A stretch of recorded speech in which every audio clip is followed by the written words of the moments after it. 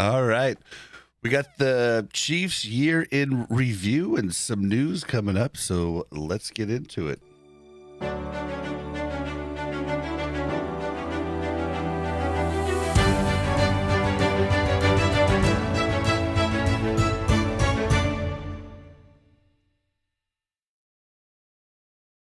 From the heart of Kansas City, we bring you Buck and Bob Take on Chiefs Kingdom. I'm Bob. I'm Buck. We're not fancy analysts, but we have just as many bad takes. Yet. How are you doing, Buck? I'm doing pretty good. It's been a fairly easy week because of the weather. There's not been a whole lot of expectations, so it's easy to please your boss when he doesn't expect too much. So, yeah, not a bad week. Nice, yeah. And then next week, I go on my cruise. I know. It's going to be weird with Buck and Bob take on Chiefs Kingdom, and it'll be Bob and Mel. Buckless. Buckless. Buck that, man. Buck that. Yeah, but Mel is absolutely fantastic, so you guys will be great. I always wonder if we ever get flagged for the F word when I do my intro.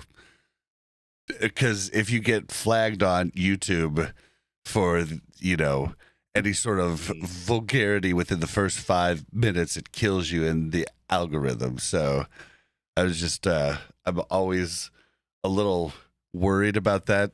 So I try to emphasize the buck, but I don't know. The buck doesn't always stop here with AI reading the our voices, but you just reminded me of a game we used to play, but we'll talk about that later.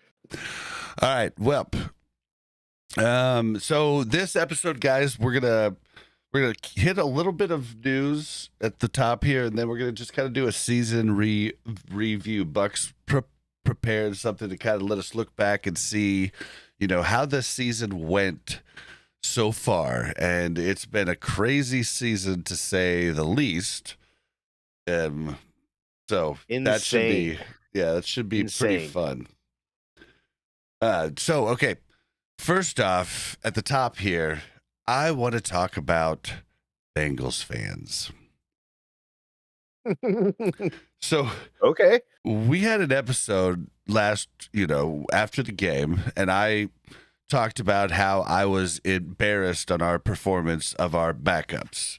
I still am, and everybody was like, "Oh, it doesn't matter," but I still am embarrassed. It was an embarrassing showing. It was you pretty. About against the Broncos? Oh yeah. It was just. It was. I mean, we didn't even have 100 total yards offense.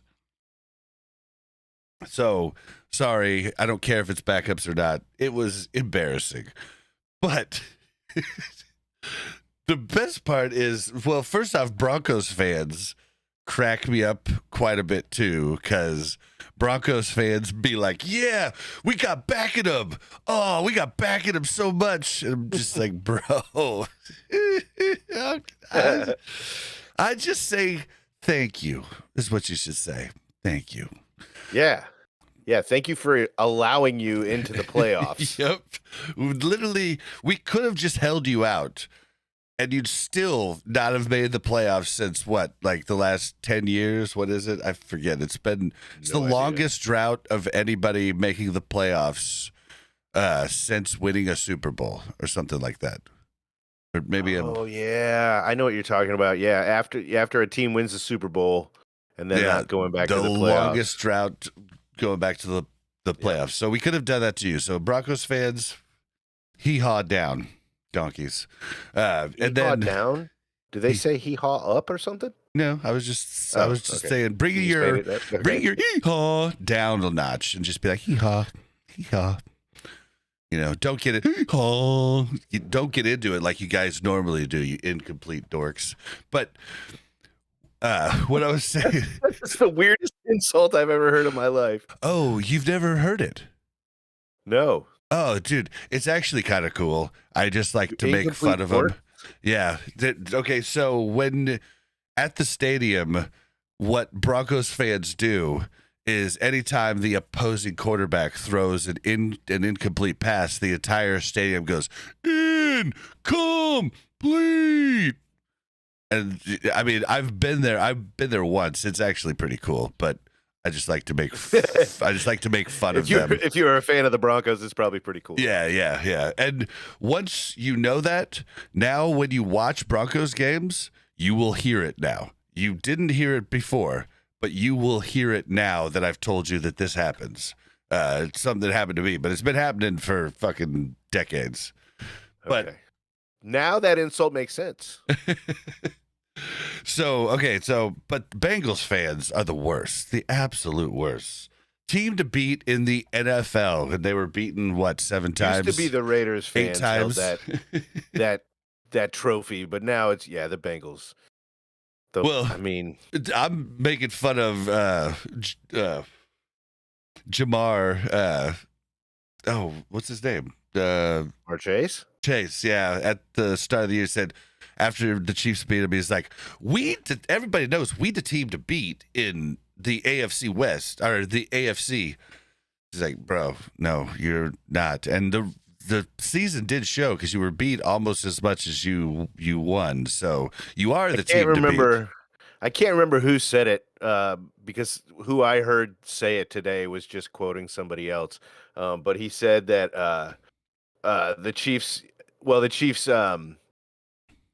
Chiefs needed one game to get the Bengals out of the playoffs, right? And he retorted with, well, the Bengals had 8 chances to get themselves into the playoffs.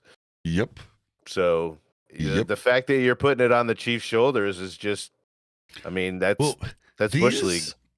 Absurd fans, Buck. There's actually people saying that the Chiefs were scared of the Bengals, and that's why they sat everybody. No, you idiots. We had just played 3 games in 11 days, and people needed to rest, bro. There was no reason to cause injury to these players. That would have been dumb. Yeah, and the Bengals were not one of the 4 teams that had to do this horrible 3-game. That was Baltimore, Texans, and Steelers. We 4 were the ones that got screwed. Bengals also had a later bye week too. I mean, it's absurd that fans actually think this, and it just doing this podcast. If they ever see their team go 15-1 or 16 or 15-2, and they have the top seed locked in the last game, that you're not going to see Joe Burrow on the field. So that argument, the only reason they have that argument is because they'll never see their quarterback in that situation. So they just don't know that's what happens. And it's just, there's so many things about this podcast that's making me understand the average NFL fan, and especially fans of the Bengals. I mean, it's crazy to me that these people actually believe that would have been something that went through the head coach's minds. And on top of that, what's even scarier, I forget the guy's name, ESPN writer came out with an article saying that this might define the Chiefs' legacy,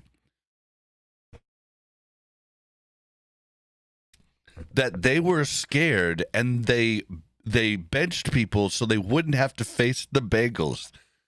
And I'm just sitting there thinking to myself, why do people even watch ESPN or read that anymore? That's just fodder. That's all that is to get responses from fans and people like you and me. That's all that is. They can't honestly believe that. Andy Reid has one thing in mind when he's game planning, and that is the Super Bowl. And that's all that matters. And it's not the Super Bowl against a specific team. He doesn't care who the other team is going to be. He doesn't care. He can't care about the Broncos. He can't care about the Bengals because he cares about the Chiefs. And that's all he cares about. To think that he would even consider another team, him helping another team or hurting another team on purpose, it's ridiculous. Absolutely. Maybe other coaches have done that. not Andy Reid. He is a consummate professional, and his eye is exactly where it needs to be. And that's why I love that he's the coach of this team. Yep. And we did throw the game, but not for the reasons. I mean, No, fans, it's for the Chiefs' benefit. Yeah, it was for the Chiefs' benefit. And that's what Andy Reid was doing. Now, fans like me, I didn't want to see the Bengals in the playoffs. I didn't want to see them at all. But I don't think we would have. It just would have given the Bills maybe a tougher game for the start. But I'm not even sure of that. Broncos look better than the Bills right now, or than the Bengals right now. You guys had the supposed MVP quarterback. Okay. I mean, you did Joe numbers. Burrow, also pro bowler. Mahomes got snuffed on that this year for the first time in his career. Even though the last half of the season he looks like one of the best quarterbacks in the league, and also if you look at third and fourth down conversions, he is the best quarterback in the league. So silly. And then you guys had the what do they call it? The trifex, the threeplex, you had Joe Amari Chase, who led yards, receptions, and TDs. So And then Higgins. And you had, the guy that has like 17 sacks. Guys, you're the reason that you're not in the playoffs, not the Chiefs. And that's just what I wanted to start out by saying. Bengals fans are nuts. Yeah, the Chiefs aren't your problem. If there's a problem with your organization, it's inside your organization. If you didn't make the playoffs, Andy Reid is not the reason. Yep.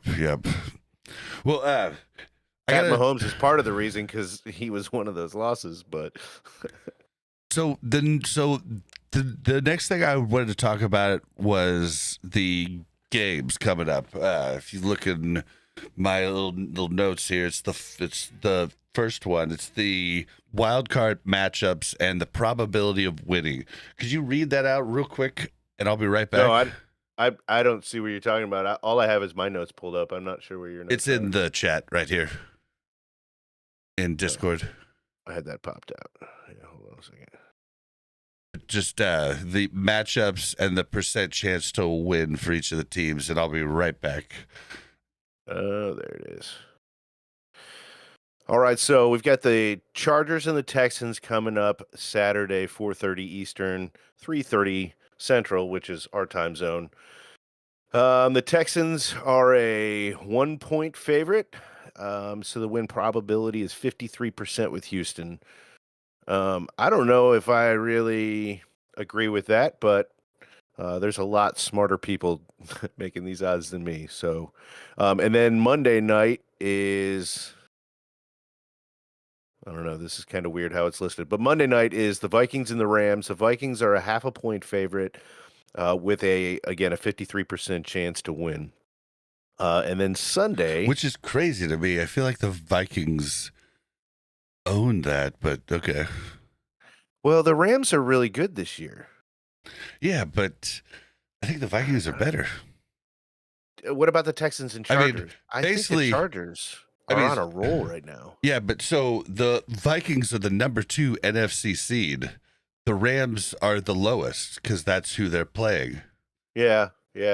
Although the Vikings did get exposed against the Lions here this last weekend. But it's just weird how this list is filled out. It goes from Saturday to Monday and then to Sunday. But anyway, so then Sunday, 1 o'clock, the Broncos at the Bills. Bills are only a 6-point favorite with a 71% chance to win. Then at 4:40 Eastern, it's the Packers at the Eagles. The Eagles are a 5.5-point favorite with a 69% chance. And then at 8:15 on Sunday, we got the Commanders at the Buccaneers. The Buccaneers have a 4-point advantage. They believe, and then it's a 64% chance for them to win. But the biggest spread for this coming weekend is the Steelers at the Ravens. The Ravens have a 9-point favor. 79% chance for Baltimore to win that game. And I would think it would be more. Not a Russell Wilson fan. Russell Crowe? You suck, Russell Crowe. So I see how that list was organized now. It was I with win win probably. probability. Yeah. Yeah. Yeah. Okay, so now that makes sense. So yeah, so I don't know, man. Upsets. Any of these jump out to you? Possible Yeah. upsets. Yeah, I see a few. So like let me pull that back up. Oops, wrong one. I think the Chargers have a really good chance of upsetting the Texans. I think they're on a roll I would agree and with they've that. looked good recently. I think the Rams could upset the Vikings. I know you said that's the the number 2 seed versus the number what, 5, 6, 7 seed, whatever it is. 7 seed. Yeah. So, but I think the Rams have had times where they've just been out of this world. So that could absolutely happen. I don't really see the Commanders beating the Buccaneers right now, although, any given Sunday. But I think that the Ravens, Steelers, and the Broncos, Bills, I think those are dead on. And I mean, the Eagles with Saquon Barkley, the way that he runs, man, it's hard to believe that the Packers are going to pull it out there too. So, yeah, I would say my biggest chance would probably be the Chargers on that list. I think the Steelers could actually upset Baltimore. No way. Dude, I was thinking about playoffs, and the Ravens have just not done well in playoffs. I mean, they I think choke, that's the biggest lock on that list. but they choke, man. They choke. They choke when it's close, but I don't think it's going to be close. I don't think the Steelers are going to be good enough. You seen Pickens, how he's playing lately? I mean, he's playing like Kadarius Toney. Not that bad. I'm just kidding. But he's not catching the ball. He was targeted 3 times in that last game and was embarrassed all 3 times. We'll see. We'll see. So I don't know. If he could pick his game up, that'd be great. But you still have Russell Wilson at the helm. Good luck. All right, so that's what I wanted to talk about. The next is possibly losing some of our Chiefs staff. And the Jets put out a request to interview Matt Nagy for a head coaching job. And the Jets also requested a GM interview for our assistant general manager, Mike Borgonzi. Now, a lot of people probably have never even heard of Mike Borgonzi, but he's the assistant to Brett Veach. He, is kind of like the Matt Nagy to Andy Reid. He's probably involved a lot, but doesn't have the final say and stuff. But he has worked for the Chiefs for 16 years. Wow. Yeah. So before Andy Reid was around then. Well, that's what's crazy about the Chiefs is that it's it's not owned by a bunch of money grubbing people trying to make a profit. It's family owned, and there's a ton of people that have worked there. The elf that came in and was the elf for Andy Reid when Andy dressed up as Santa. Yeah, he's a what do you call it? Equipment manager, and he's been with him for over 2 decades. They knew him, like you could tell in that little video. He wasn't just some guy that they hired to sit in the box. Everybody knew him. He was having just as good a time as everybody else. Yeah, yeah. Definitely. We had Andrew Smitka on the show, and I've done a bunch of stuff with him, but going to some of his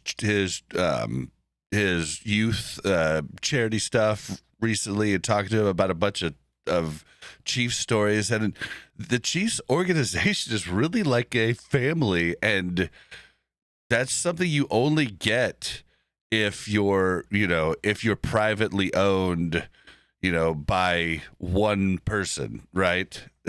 Yeah. And that's something you don't get in a lot of other teams.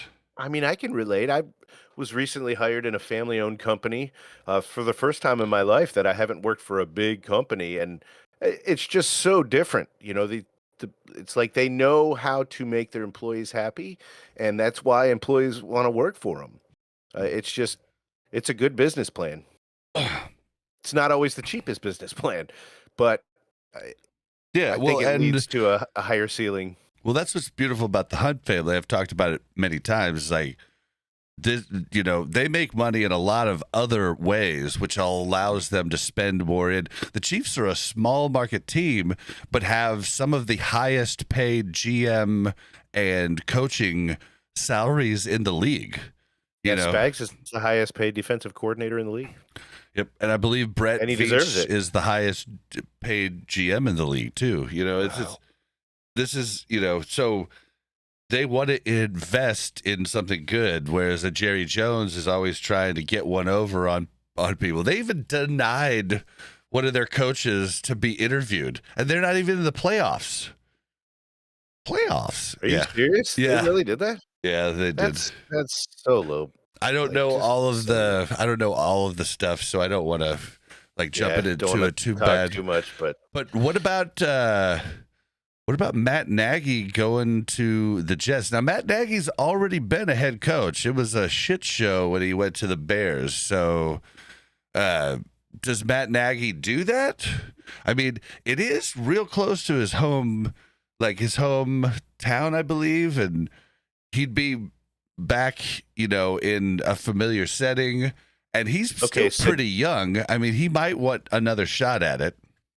If he is offered the position, he's going. Absolutely. He's not going to turn that down.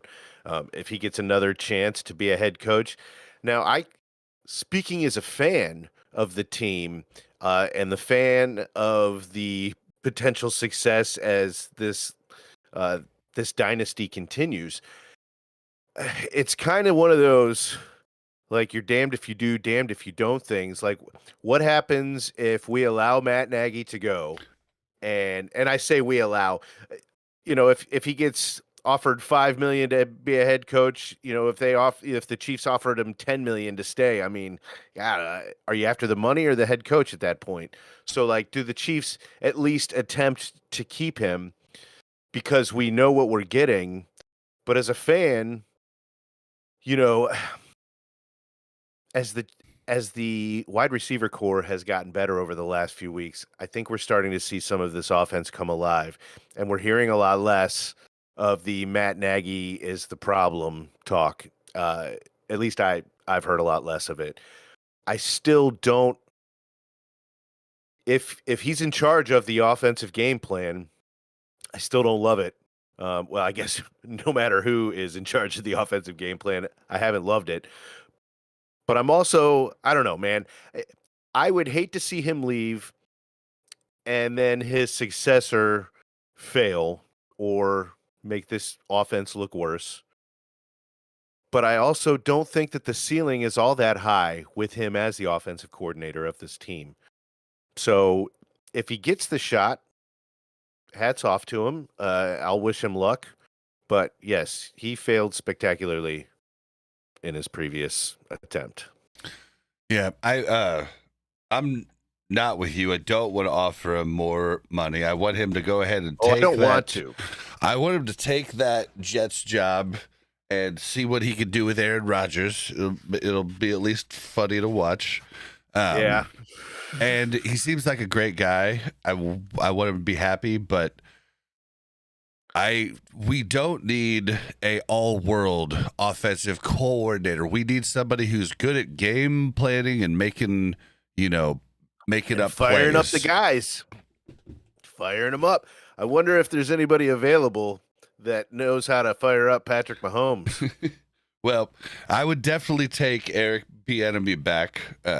I would definitely, knowing what we know now. Yeah, but yeah, Matt, I would love Matt to go to the Jets. I have also heard way less of get rid of Matt Nagy. I never wanted to get rid of him during the season ever, but there were a lot of people did, and I just think that's crazy because, I mean, maybe if you get Bieniemy in after he got released, but still, you're just going to be behind.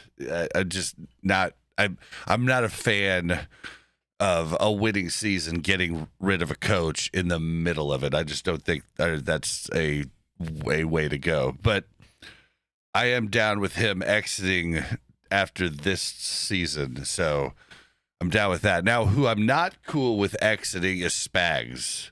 And Spags, Yes, you and said you saw that he was also was the Jets reached out to talk to Spags also, and the Raiders reached out to Spags. I don't think that Spags. Oh God, man, I hate to be wrong about this, but I don't think Spags will do it. I think he would interview because why wouldn't you interview? And I don't know, maybe Mark Davis will throw just a boatload of money at him. I mean, because why wouldn't you? Look what he does with defenses. The problem is, if you remember when he came to Kansas City, it took almost a full season for that defense to come together in the playoffs and really start making plays. And I don't think Mark Davis has that kind of patience. Well, and I just don't think. I don't think that. I don't know. I don't think he wants to do it again. I've heard him talk about his time with the Jets as a head coach, and I think some people realize that they're not head coaching material. Like, Yes. some people are really good. It's a completely different job than Well, OC or you're the leader. You're the face. You're the head. A lot of people cannot handle that. And I mean, a lot of people can't handle it for a long time either. I mean, Yep. I've led different things, but it takes a toll on you. No matter what you're leading, no matter what you're doing, it takes a toll. And there's people that are built for it, and there's people that aren't. And there's people who can like struggle through it and get through it, but would rather not do it. Me, that's the type of person that I am.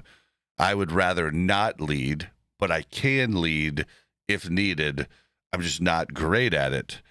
But I could be one hell of a general in situations, you know what I mean? I'm just not the master in chief. So I don't know that he actually would want to go any place else. And the money would have to be crazy, and then it would just be for money. And I don't know if that's what he wants. Leaving a dynasty like what the Chiefs have right now is going to be hard for anybody, even.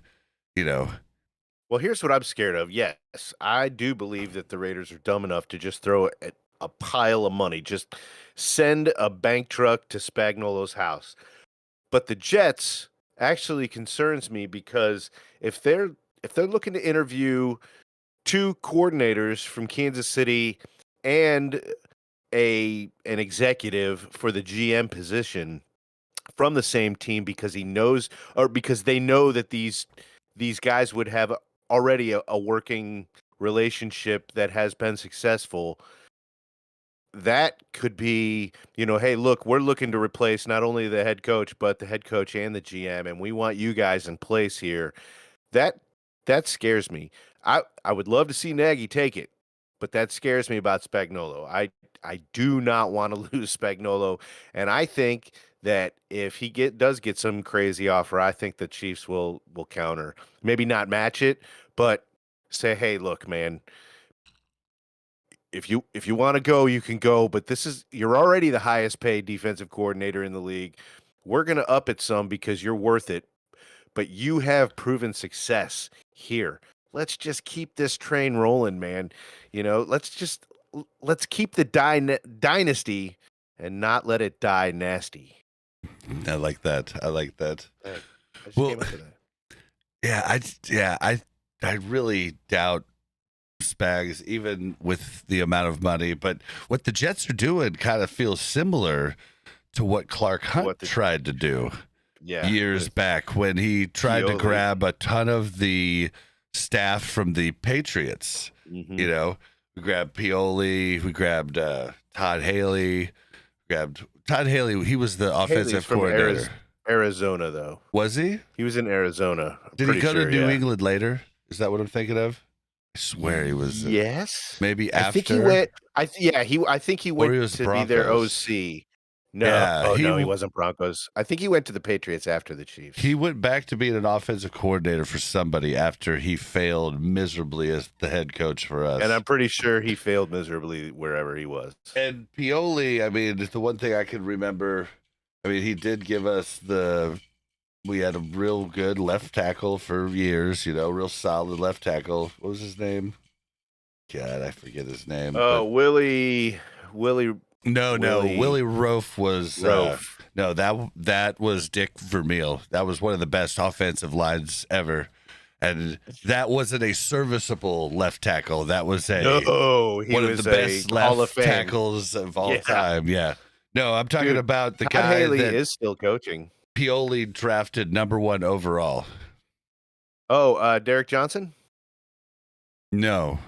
#1 overall left tackle. Oh, left tackle. Sorry. Yeah, I forget. Sorry, I was kind of looking at. He was on our team for like a decade. I mean, he was a very solid left tackle. But I'm gonna be honest, man. Maybe back Chad in the day, can help us out. I knew what the offensive line was, but I didn't really know. I knew there were guards and tackles and centers and I know how that tight goes. ends, but I didn't really until we really got into Madden. I didn't really have a good grasp on that. No, Todd Haley is still coaching. He's the head coach and general manager of the Memphis Showboats in the USFL. So he's no longer in the NFL. Wow. All right. Well, I wonder how the Showboats are doing. Well, I'm hoping that I'm hoping that we can keep as many of our guys as we can. But if Spags really wants another shot at a head coach job, I wouldn't want to hold it from him.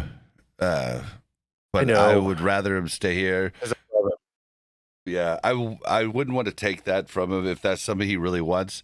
But I really feel that he doesn't care about that at this point. I think he's happy, and I'm gonna keep going with that. But I could definitely get rid of Nagy.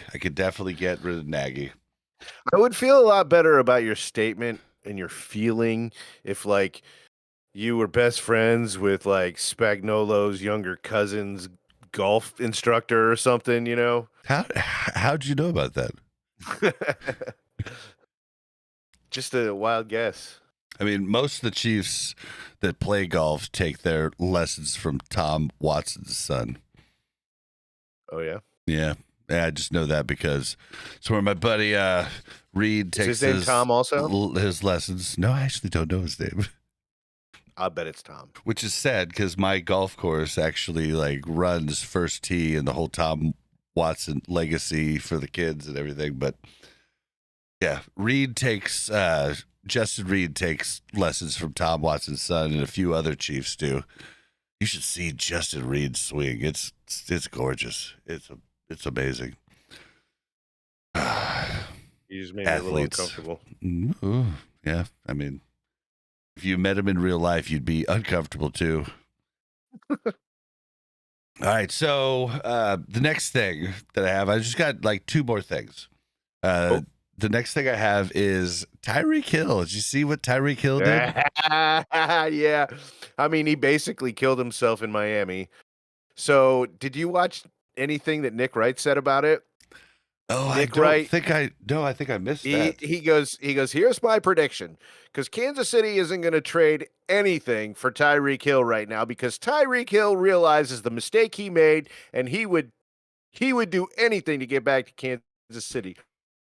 So my prediction is he's going to pick up a 1-year contract next year with he named the 49ers as one team that might do it. I can't remember who else might do it, but nobody significant. He goes, and then he leaves, he goes into free agency, and Kansas City picks him up for 2026 for league and I'm like, minimum.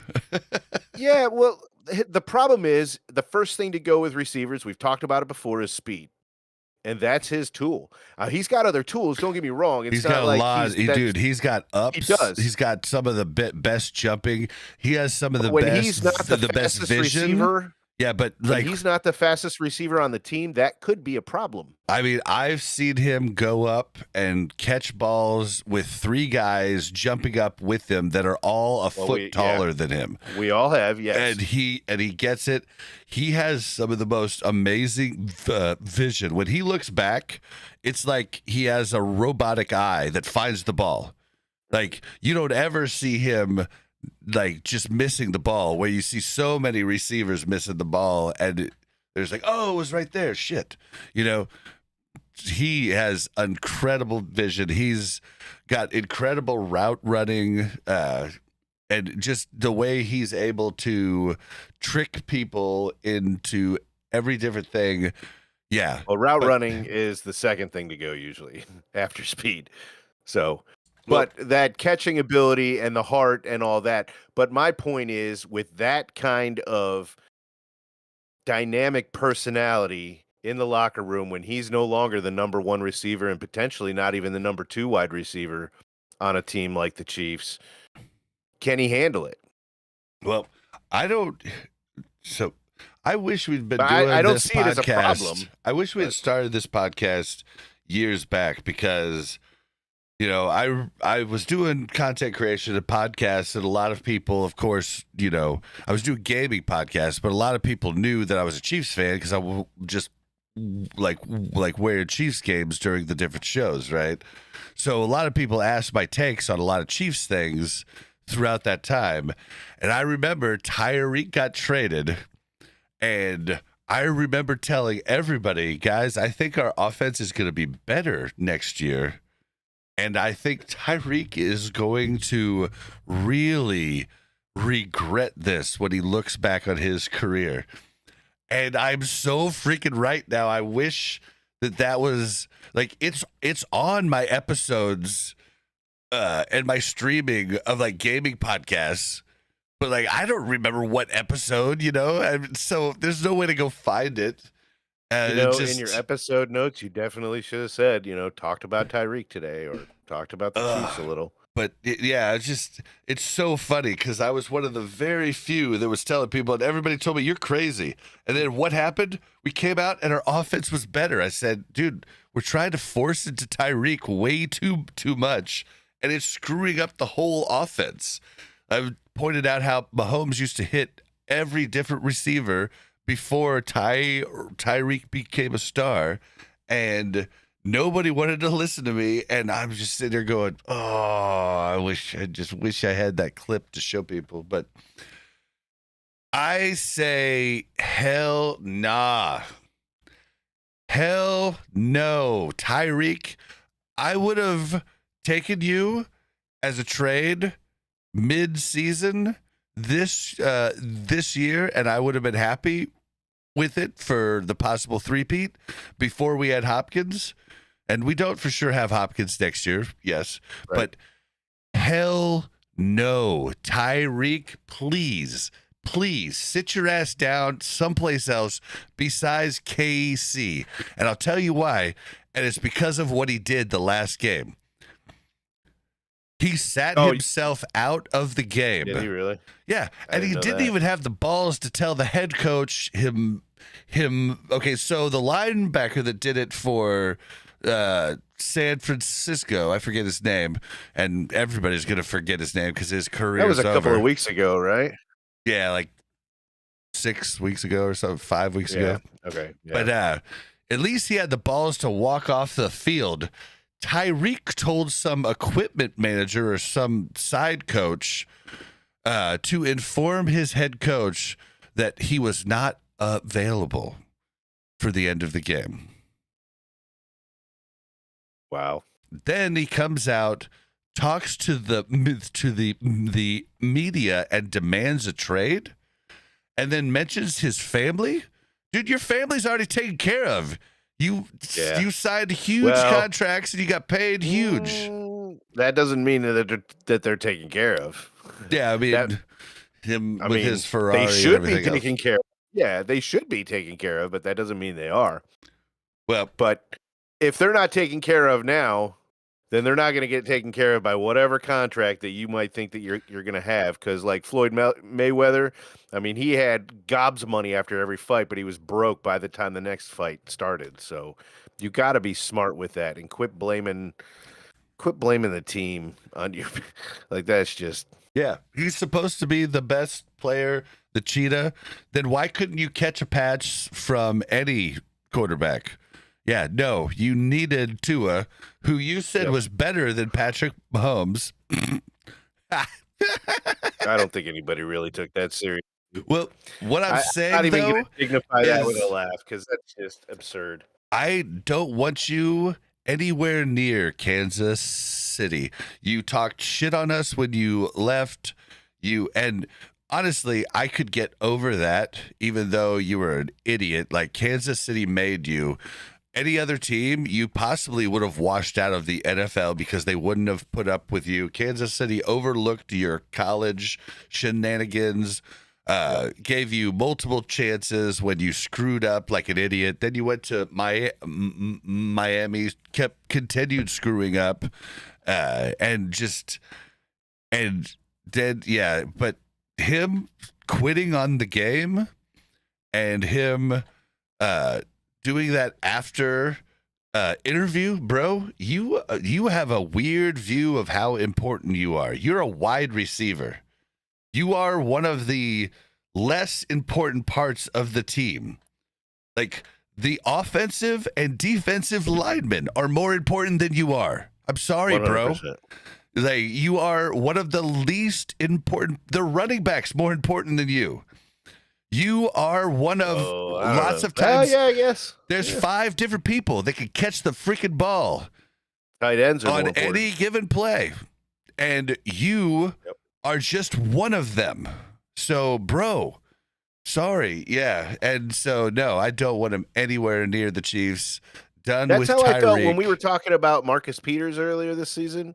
That's how I feel about Marcus Peters. Exactly how you feel about Tyreek. That's how I feel. Well, and then He would be a cancer on this team. He doubled down. And remember the whole Antonio Brown, he lost his mind, took his shirt off and left the state. Yeah. He photoshopped his face onto Antonio Brown in that picture and put it on as his Twitter profile the next day. I don't know in what world you think this is going to get you traded to a team that actually has a chance to win. Oh man, his agent had to go nuts at that point. He has the dick agent. What's his name? I mean, we don't even need to know his name. Rosenhaus. He's the dick agent. But that would still that's just a poor choice. And I mean, that agent should be telling him dude, you got to turn off Twitter until you calm down. Josh, all Twixes go through me. Josh Pressler, man, blast from the past, dude, on Facebook. Went to high school with Josh. Josh is Josh was a hell of a baller. Like football player? Oh yeah. Nice. Yep. You remember the position? He played offensive line and defensive line in high school, but he was going to go. My nephew plays a mean offensive line right now. He's a big boy, Creed Humphrey looking kid. Yeah, he was going to go to Nebraska, and I don't know if he wants me to bring up why he didn't, but yeah, he had a promising career. So hey, Josh, thanks for jumping in. But he said, thanks for listening. Said I wouldn't be surprised if Tyreek does an AB move next year. Antonio Brown, right? Yeah. Yeah. So I mean, you're talking just like that's the way he literally put his face on AB. I mean, he's doing exactly what Odell Beckham Jr. did too, and where he's just like, grass is always greener, bro. You can't just jump to a team. You were in a Hall of Fame situation trajectory, yeah, and you could have taken. The Chiefs were trying to keep you, man. The Chiefs were trying hard. You'd have 2 more Super Bowl rings, most likely. Although I don't know. Actually, we'll bring that up. We'll bring that up afterwards because I don't know if we would have the Super Bowl rings had we kept Tyreek, and I'll bring that up here in a second. Why? But, yeah, I don't know if we have anything else to say, so I'll just bring that up now. So, that's a tough one, man. Because butterfly effect, right? I mean, this entire team would be different right now had Tyreek stayed. Offensive line, defensive line, we got linebackers, four corners. We got 4 picks for him, something like that. Four or 5. I think we got 4. And I mean, our defense wasn't the best in the league, but they were learning and getting better under Spags. I still believe that we would probably have those 2 rings, even if Tyreek was on this team.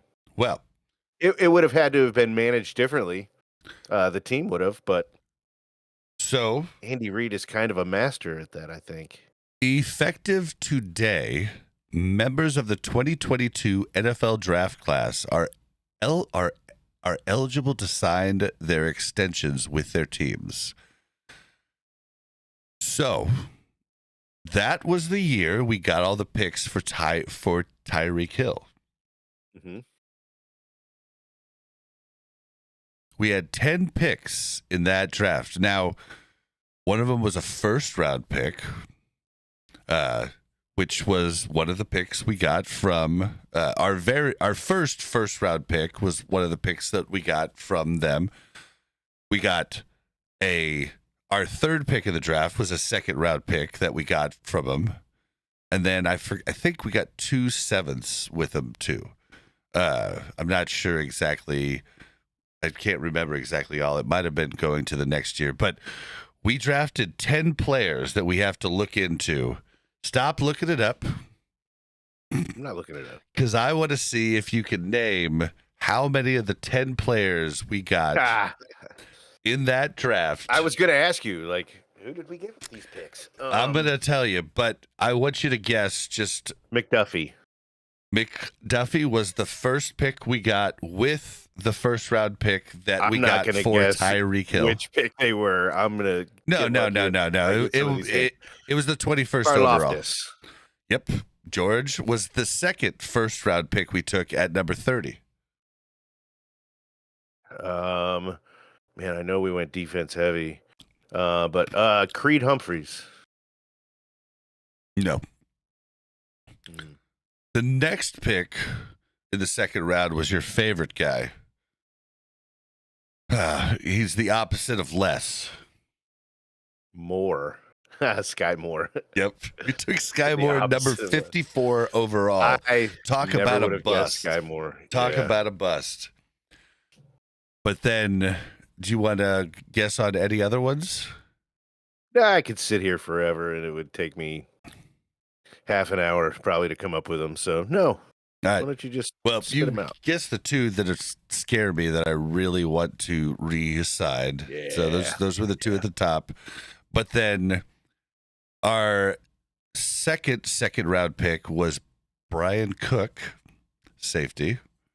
Our second safety right now. But we have Hicks, so I'm not really worried about re-signing Cook. First pick of the third round, first and only pick of the third round, Leo Chanel, who's hurt right now. Who's okay, yeah, who's all right. He's done some things. He did block a pretty important field goal this year. Then we have the first pick of the fourth round and only pick, which is Joshua Williams.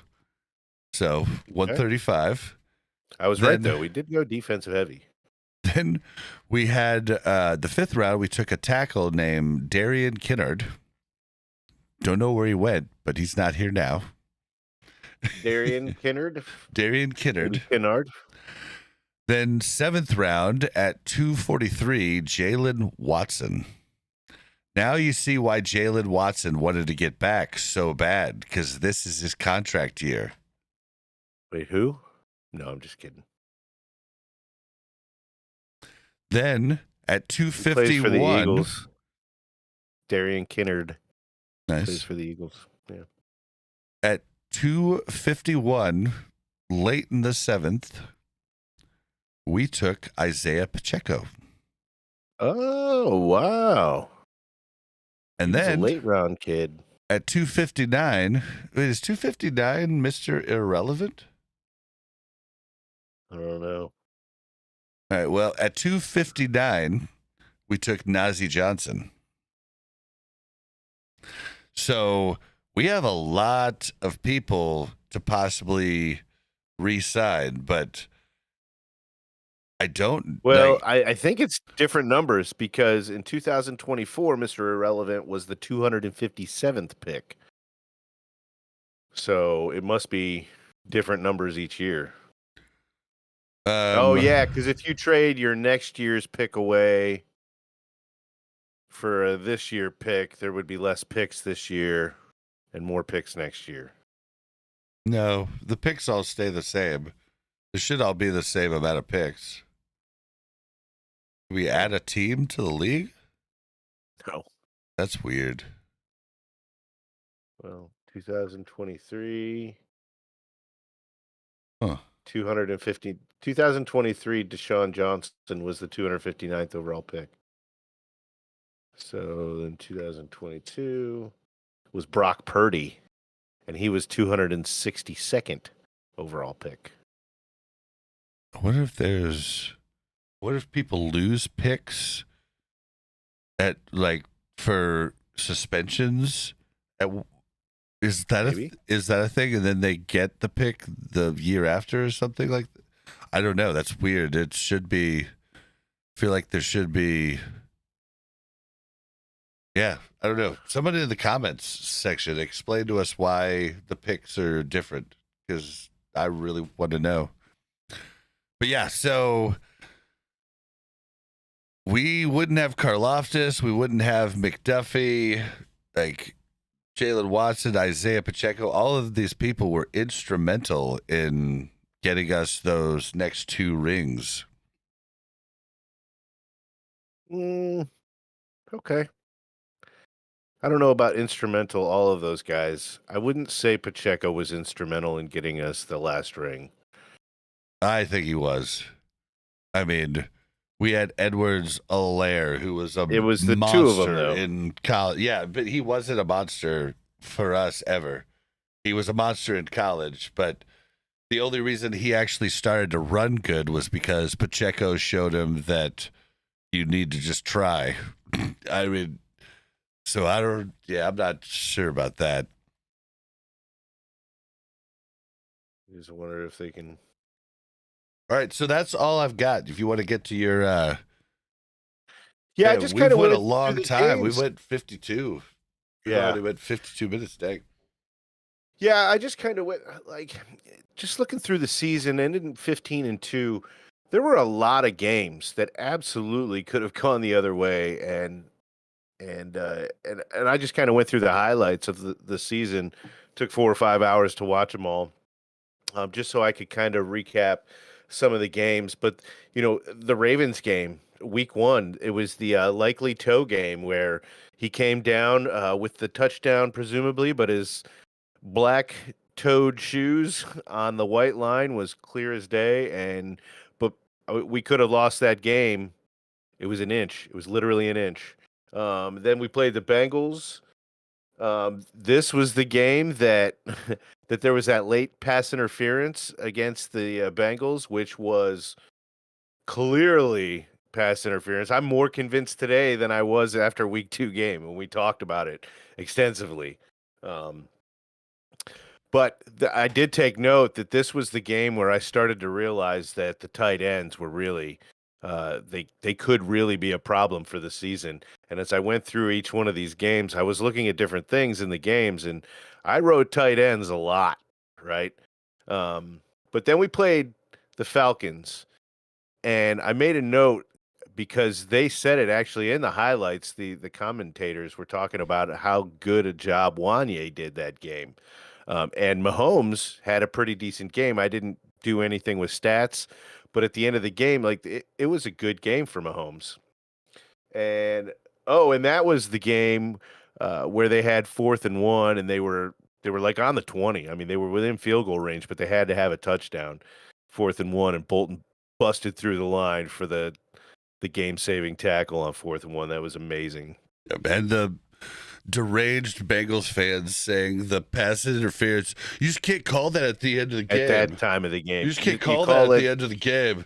So you just let people cheat at the end of the game, you idiots? Yeah, it's amazing how many weirdo ESPN and NFL analysts had that same take. I just remember, what's his name? Famous Dallas Cowboys receiver. Had major cocaine problems. Yeah. But he was in the longest yard with Adam Sandler. He's like, so you're telling me that we can't cheat at the end of the game? Are you crazy? Michael Irvin. Yeah, Michael Irvin. Yeah, it's just like, are you crazy? Like, these are the stupidest takes I've ever heard.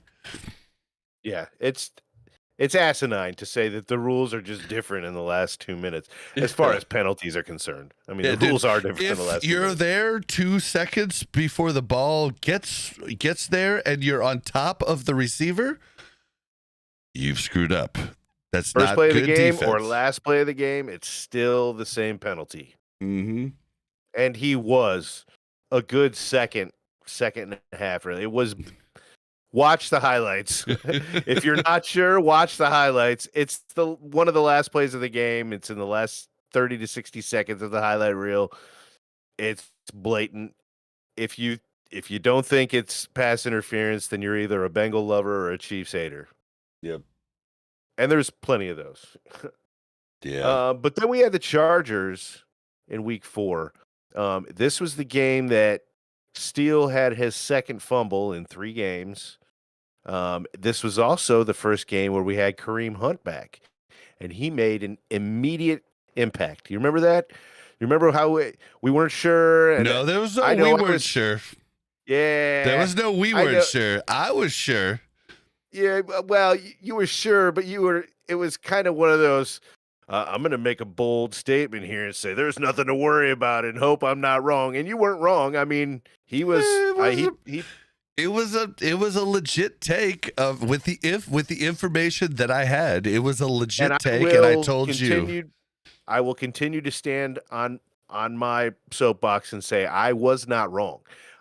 I did not say he was going to fail. Never once did I say he was going to fail. You guys should go back to that episode and listen to me. My thought process was I was worried that he might be past his prime. But that's not an opinion.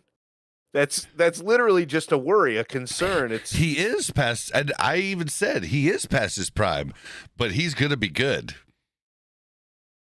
So, okay, congratulations, but I wasn't wrong. So, like, yep.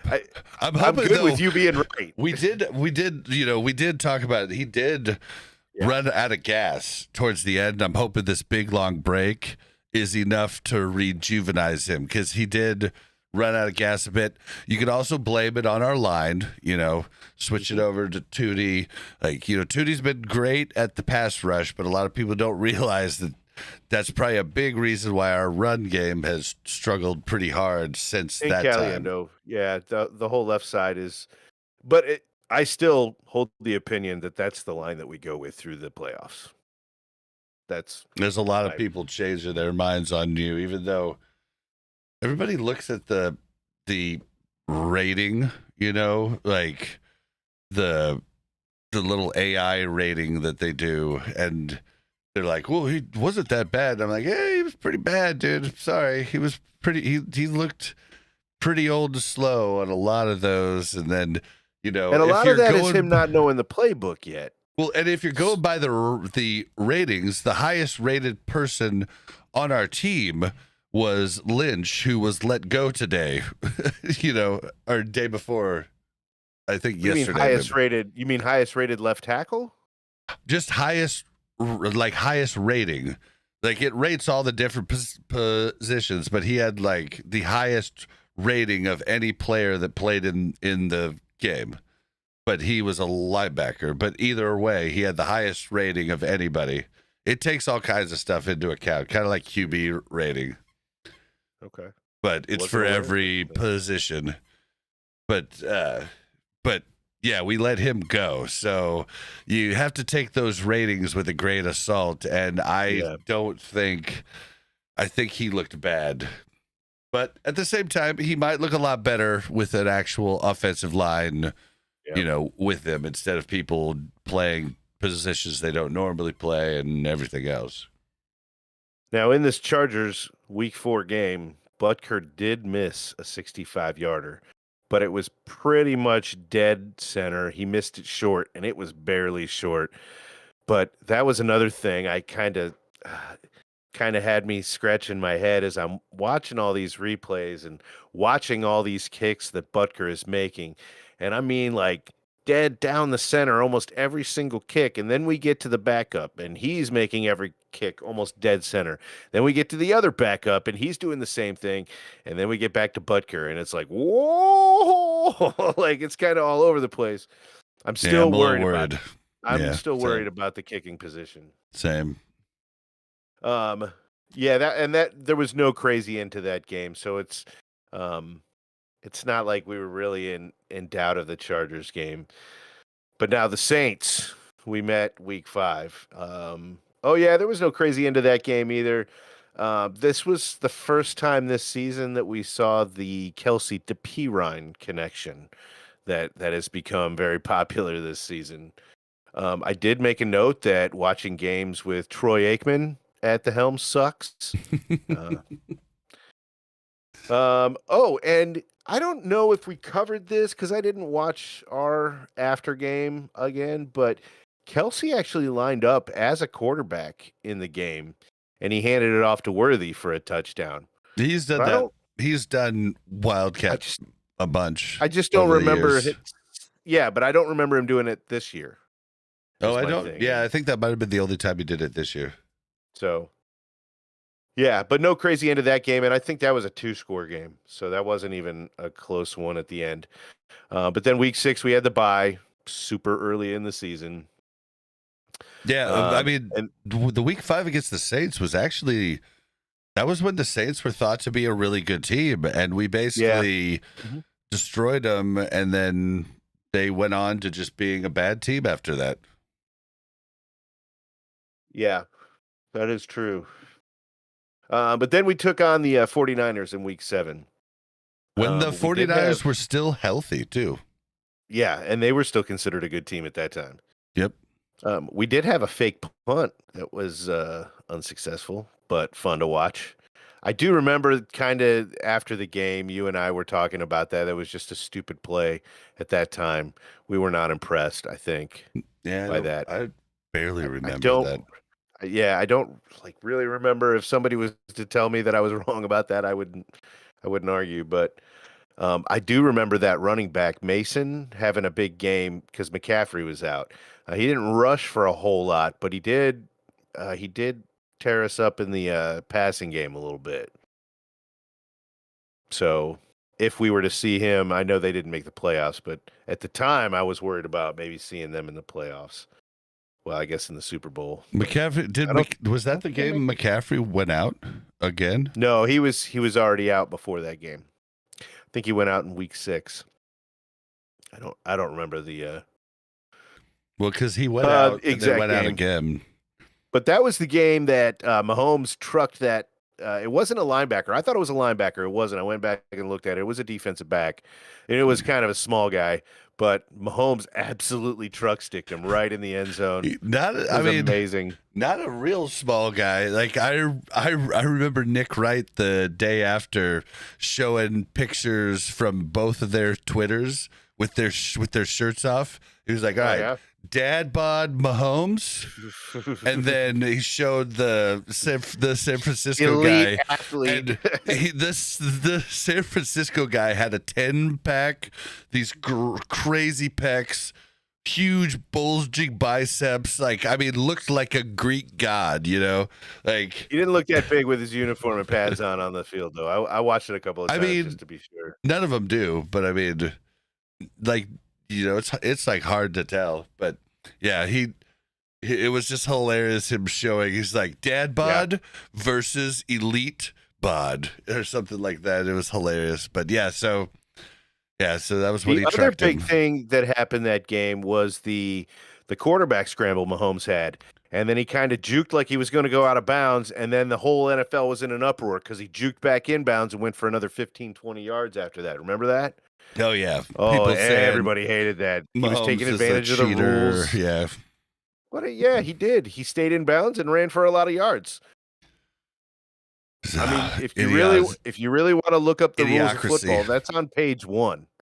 Yep. Gain more yards. Yep. If you guys have, if you ever want to check out a good movie that kind of shows us what time we're in, The longest Idiocracy yard. was a movie ahead of its time. Yeah, we're right. We're right smack dab at the beginning of that one. Yep. Butt fuckers. So then we went on. Fuddruckers. I like money. You like money and bleep? We got a lot in common. Bleep. So then we went on to play the Raiders in week 8. Do you remember the big significance of that game by chance? I do. It was when we first started doing Dread Watch. It was his first game. So we got Hopkins. Yeah. Yep.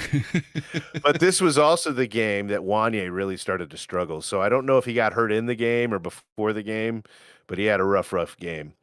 That's also the game that Brock Bowers became a household name because that tight end absolutely tore us up. I mean, he's had one of the best rookie seasons of any. Yeah, he's had his season. It's been amazing, and yeah. I'm bummed. I thought we would get the next. After we'd had Tony, then Kelsey right after. I thought it was just a foregone conclusion that Kansas City would always have the best tight ends. But so Kelsey, speaking of tight ends, did have a big game.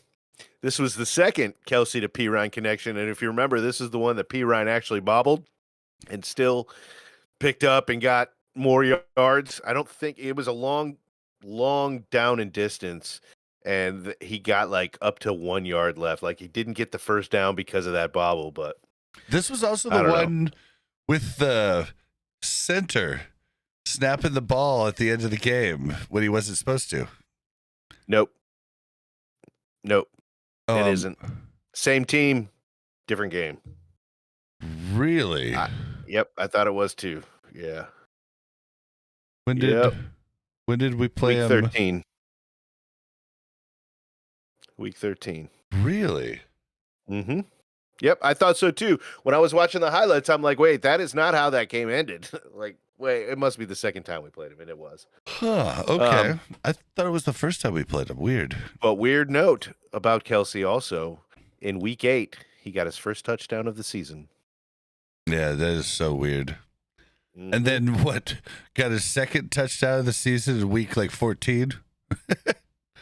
Yeah, he's got 3. Yeah, and I've noted each one of them in the notes of the games.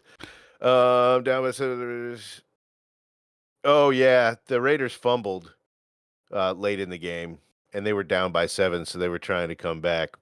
And then the Chiefs drove it for another touchdown to go up by 14. And then the Raiders drove for another touchdown to bring it within 7, but there was only 2 minutes left, so the game ended kind of quietly.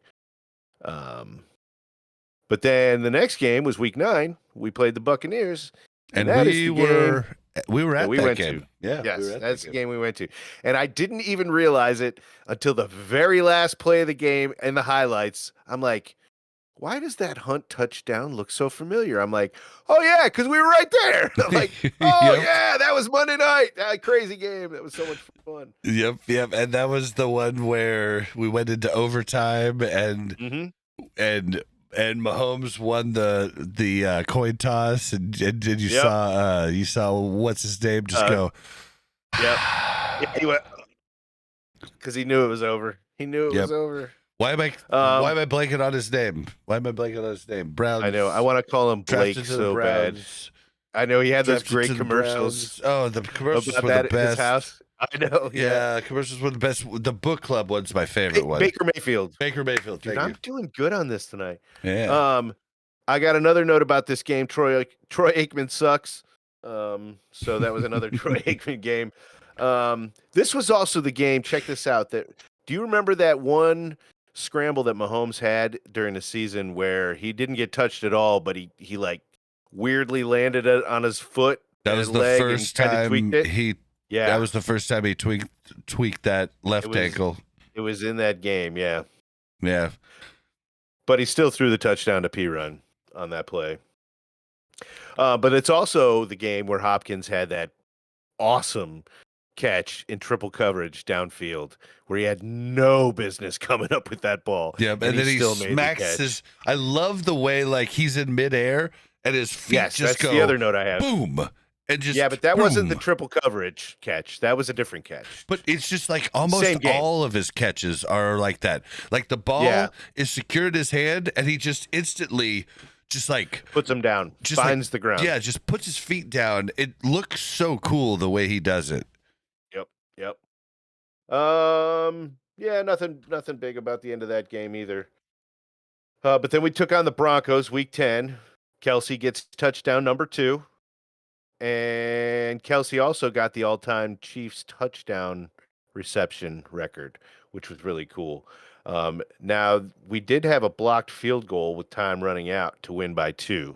If you remember, Mr. Chanel broke through that line, and they had been talking about how all game long they had been seeing this weakness kind of develop and show itself, and Not just they all game long, the last like the 4 weeks leading up to that game. So they had studied film and saw this guy standing straight up and basically getting owned, but nobody took advantage of it, and they finally took advantage of it when it really mattered, and it was unbelievable. yeah, but those are literally the only 2 highlights of that game. Was the Kelsey stuff. Then we took on the Bills week 11. I don't want to talk about too much about this game because we could go on for 20, 30 minutes on that game. But um, Gray, Gray got 2 touchdowns in that game. Both quarterbacks had an early pick. So both quarterbacks, actually, Allen and Mahomes, looked very similar starting off that game. They both look hurried. They both look nervous. They both look like they were trying to do too much, and they both threw early picks. But after that, they both kind of settled down. Now, there had been a couple of notes that I skipped over some of these games, but Worthy had been kind of like sprinkling in some of these long catches in these games, and he had another one. And I think this is the week where he really started to kind of impress us. I'm not sure exactly what week it started, but it was definitely in the second half of the season, and I think that was it. But one note I had on this game, and looking back, you can always see in 2020, but and it made me start thinking about the playoffs, not just that game. But I really think that late in games, when we're playing the Bills, when we're playing the Ravens, and now I think when we're playing the Broncos, we got to worry about it too. But I think we really need to start thinking about a spy. Lamar Jackson is going to run. I don't know why a spy is not in the plan a whole lot more. Allen only late in the games, and maybe Knicks too, but they can burn you. Yeah, Spags talks about we have to get better at running quarterbacks. He talks about it like every time he's on the podium, but he never really gives he doesn't any say anything about a ideas. spy. Right. And the problem is I don't think there's not enough men on the field for him to do what he wants to do and have a spy. So he would have to give something up. Would you have spy? I mean, Bolton? I don't know that Bolton is gonna catch a Lamar Jackson or a Josh Nobody's Allen. going to catch Lamar Jackson, but you got to have somebody at least trying to slow him down, put a hand on him, get him slowed down so that the other guys can get to him. But Josh Allen definitely is catchable. Bo Nix is definitely catchable. There's no other quarterback in the league that can do what Lamar Jackson can do. With Lamar, you just have to minimize the damage. But with Josh Allen and Bo Nix, I think that you can limit them at the end of the games, and that's when they're really dangerous. Yeah. I think Bo Nix is learning a lot this year, and that could be a scary situation for this Chiefs team going forward. Josh Allen's running scares me way more than Lamar Jackson. I mean, I can't argue.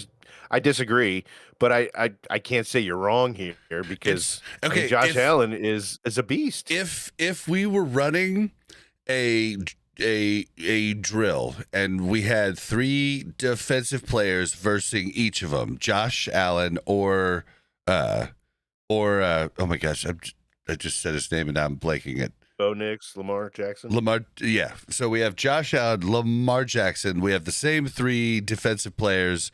Got one linebacker and two, like a DB and a safety back behind, right? It's just a drill to see if they can get in from 30 yards, right? Mm-hmm. I feel like Lamar Jackson's going to win that way more than Josh Allen is, right? That drill, right? But Sure. Josh Allen, I think, can do a lot more throws. Once Josh Allen goes into run, I think Josh can come back out and throw. Whereas I think once Lamar goes into run mode, he's in run mode. There's going to be no throw. Like, it doesn't matter if he's, 7 yards behind the line of scrimmage. He's going to run at that point. And See, I that's disagree. why Allen scares me more, is because Allen's the more complete player. Well, the only and it's kind of a technicality. I don't agree with what you're saying about Allen because I just think Allen stays in throw mode a lot longer than Lamar Jackson, and he will stay in throw mode to the very last second, And he has a even better arm, longer than Mahomes. I think, especially this year, which opens up even more running lanes for him at that point as well. So Yeah, that's but why he scares me more. Yeah, I mean, I just know what Lamar is going to do, and I think Josh Allen is beatable when it comes to the running game. Okay. But we'll agree to disagree. Yeah, that's not one of those things where you're wrong or I'm wrong. It's just who's more right. I mean, Me, they're definitely. both yeah, they're both scary quarterbacks to go up against. But yeah, I'm just way more scared of Josh they Allen. are just one guy on a team. Are you more scared of the Bills than the Ravens? Probably. Yeah, and the Bills have less weapons than the Ravens. So, but if you switch although quarterbacks, the Ravens did lose, they did lose what's his name? Steelers. Oh, I thought you meant no. They lost Zay Flowers, and he probably isn't going to play that first game. Really? Yeah, I don't know if he'll be in the next game, but he's not playing Wildcard weekend, I'm pretty sure. What if you put Lamar Jackson on the Bills and Josh Allen on the Ravens? Oh God, I'd be so scared. The Ravens. Yeah, the I'd Ravens. Be so scared of the Ravens. Yep. Oh God. All right. Yeah. Well, I just don't think Lamar Jackson has a good football IQ. Yeah, maybe. Incredible talent, but so not to slow it down too much here. So the Panthers, we played week 12. They were a 2-win team. If you do remember, they did take us down. It late into the fourth quarter, but Noah Gray got 2 more touchdowns. That's 2 games in a row with 2 touchdowns. This is also when the Panthers started to become a good team too. Yes. Is when we took them on. But Mahomes did have another big, I think that was his longest of the season. I want to say it was like 32, 33 yards to get the Chiefs into field goal range for Schrader to kick it. That was a Schrader game. And then we played the Raiders in week 13. And then this is the game where it was, I don't know why, but I had it in my mind that it was a muffed field goal attempt. It wasn't. It was their offense on the field. Yeah, it hit him right in the shoulder. I don't know why I thought that, but I did. It was hilarious. But that's no, different. Okay. Anyway, so Pacheco, that was his first game back. Remember, he was trying to show us what he had. He still hasn't looked like Pop coming back. I've not seen him pop up like he did in the past. I don't know if it's mental or what's going on with him, but I hope he can pop back. But that was a scary game. That was a game that we absolutely probably would have lost without some crazy screw up by the Raiders at the end. Yeah. So, I mean, it was over, basically. Yeah, it really was. The Chargers we faced in Week 14. I don't have a whole lot on that game. Other than that was the Doink doink of for the destiny. division. Doink of destiny. Yeah, yeah. And then we played the Browns Week 15. Noah Gray gets another touchdown. He is now leading at this point in the season 5 touchdowns to 2 over Kelsey. Butker, he came back and missed a 28-yarder. There were a boatload of turnovers. If you remember that, we had like 14 fumble returns and 32 interceptions or something crazy. And then, that was McDuffie's first career pick. That's definitely another note for that game. That was an amazing touchdown, man. He like saw the ball in the air on the jumbotron, turned around, realized he had a chance for it, and as he's falling out of bounds with both of his knees on the ground, he still caught it, kept possession, and then fell to the ground. Absolutely amazing. There's definitely not a textbook like interception. It's not the easy one that the guys get in the middle of the field that are just bad throws. It was, man, that was a great interception. It was also the one that he used the jumbotron to Yeah, catch. I said that. Yeah, okay. Yeah, that was pretty cool. So then the next week, week 16, we meet the Texans, and this was the first of the 3 games in 11 days. Let's see. Butker did hit a 44-yarder. I was taking note of every one of his field goals at this point, but it was really close to being wide. And then this was the game where Pacheco had the 3rd and 1 and 4th and 1 and got stuffed on both. Mm-hmm. And I feel like we haven't seen a whole lot of Pacheco since then. So I'm kind of curious. Do you think that those 2 runs ruined him? No, I don't think so. I don't think so. I think You think he'll bounce back next year? He's still going to be the same guy he was. I mean, dude, I mean, he's the same thing that Carson Steele is. I mean, almost. He was one of the very late 7th round picks, almost became an undrafted free agent. I mean, I've never expected him to be, you'd love it if that happens, but I've never expected him to be an all-world running back. Yeah, I think he was playing above his means there for a while, and his stats were kind of inflated, and he did have this aura about him that he was a big bruiser guy. Even though he's not a big guy, he ran like a big guy, and he hit like a big guy. And we've had this conversation now several times this season about breaking tackles and not breaking tackles, and he doesn't, but he does drag people with him. But I think Kareem Hunt coming to this team kind of showed another level to the defense of running back, to the point where now they're facing, let's give them a rating. Let's say now they're facing an 89 running back in Kareem Hunt, and they realize that Pacheco's only an 84. It's almost like it's easier to tackle him right now. I don't know if that's just a I can't think of the word, that placebo. If it's like a placebo thing, just because we see Hunt out there and how good he is, and Pacheco is just the same guy that he always was, it just doesn't seem as impressive. Yeah. I mean, I think Pop came at a time that we'd had Edwards-Helaire for a long time, and sorry guys, Edwards-Helaire has sucked since he's been in Kansas City. I don't think he sucked, man. He was serviceable. But for a first-round pick, he sucks. Well, I mean, he wasn't running behind a great line either. I don't care. He's a first-round pick running back.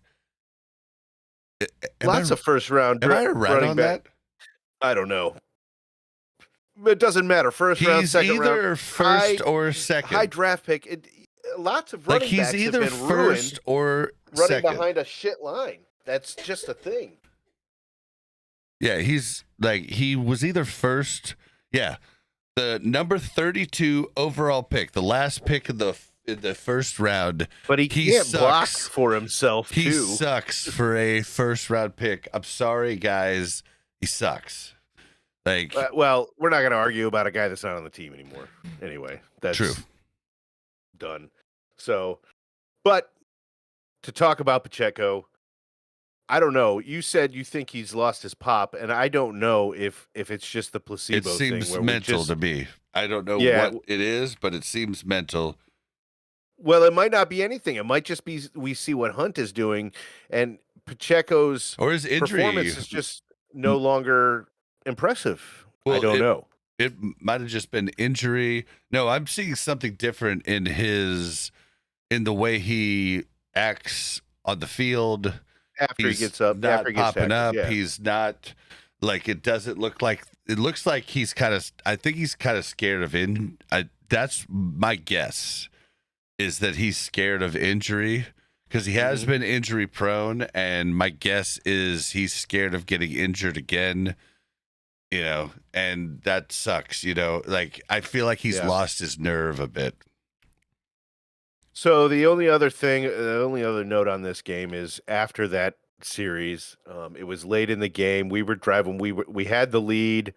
I don't remember exactly what the score was, but it was a one-score game, and we were just trying to run out the clock. It was like 3rd and 6, 3rd and 7, something like that. They hand the ball off to Kareem. He breaks off like a 15 to 20 yarder. He had the potential to score, if you remember. Oh yeah, there was one or two defenders there. He probably wouldn't have scored. He probably wouldn't have, but he could have. And we know Kareem will. He's not going to shy away from contact, right? But he dove. He dove down inbounds because that was the smart football play. And after the 3rd and 4th and 1 by Pacheco, and then not seeing Pacheco very much, and then seeing Kareem not only run better, picking better holes, breaking tackles, but then we see him make that kind of unselfish play for the betterment of the team in the heat of the moment. That's not, I mean, it's easy for me and you sitting here after the game's over to say you go down in that situation. But when you're playing you have for the millions adrenaline. of dollars, and you're running towards the end zone. You're like, I'm on fire. Yeah. I got football, score touchdown. Like it's ingrained in you for years and years and years since you're a little kid. You run towards that line, and to have the mental capacity in the moment to go down, it's huge play. It's like thank you, McKinnon. We still love you, buddy. It's like, I'm not going to say it, but it's like a certain sexual act. After we go, when you have to stop right before you score. Yeah, it's like going down the highway at 90 and then throwing it in reverse. It just messes up your transmission.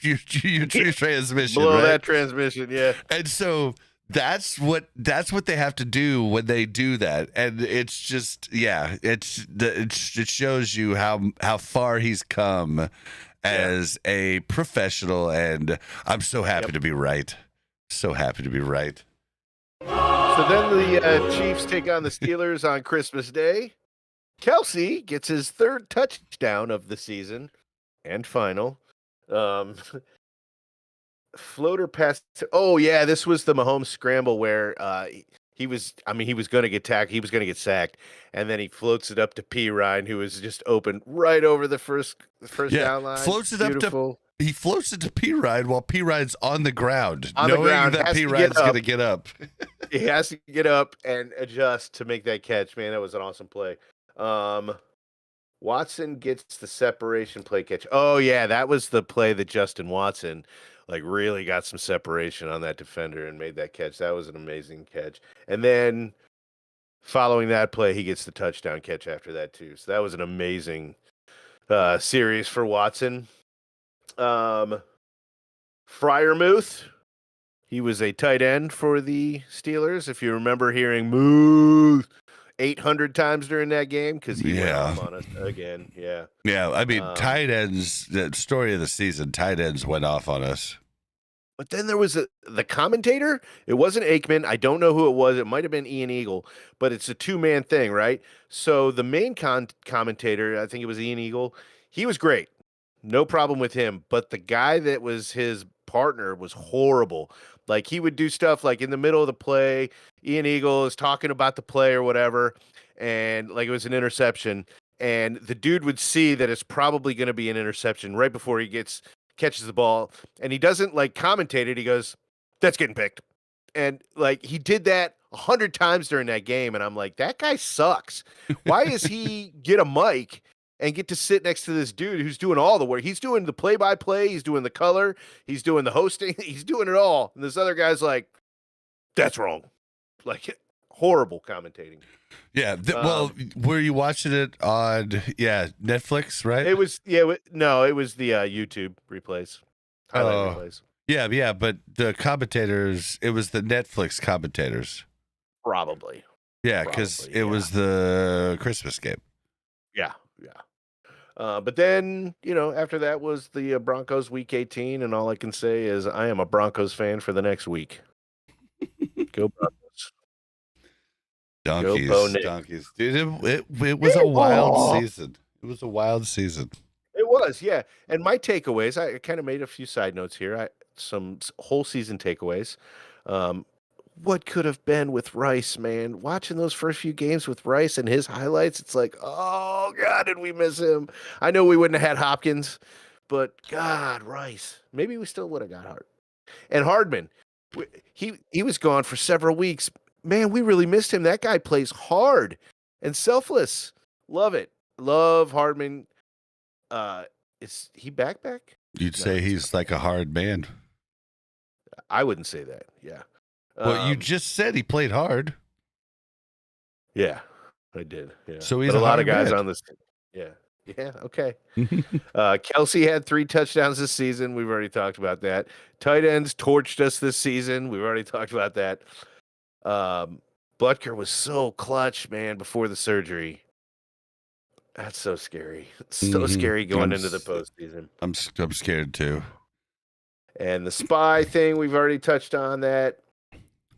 And it seems like every 4th down stop that the Chiefs defense was involved in had Bolton right in the middle of the play, man. That guy is so clutch.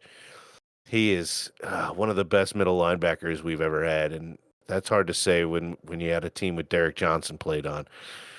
So, yeah.